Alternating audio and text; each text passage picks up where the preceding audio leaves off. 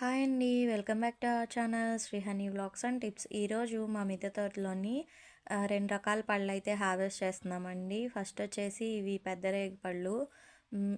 కొంతమంది green Apple అంటారు. కొంతమంది సేమ్ రేగికాయలు అని కూడా అంటారు కదా! ఈ శీతాకాలంలో అయితే ఎక్కువగా వస్తూ ఉంటాయి ఇవి. మీ మీ ప్రాంతాల్లో ఏమంటారనేది కామెంట్ చేయండి. మేమైతే పెద్ద రేగిపళ్ళు అని అంటాము. ఈ కాలంలోని ఈ ఆకులనేవి ఎక్కువగా రాలిపోతాయండి.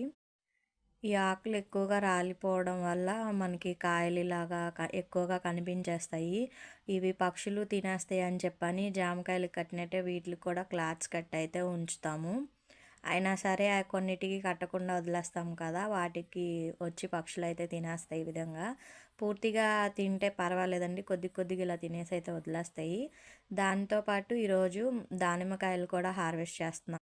ఇవి చిన్న కాయలైనా కూడా బావుంటాయండి. ఈ పైన పెచ్చు గట్టిగా అయిపోయి లోపలొచ్చేసి రెడ్ కలర్‌లో గింజలనేవి వచ్చేస్తాయి. స్వీట్‌గా ఉంటుంది. ఇలా మచ్చొస్తాయన్నమాట ఈ కాయలకి. కానీ చాలా బావుంటాయి ఇవి.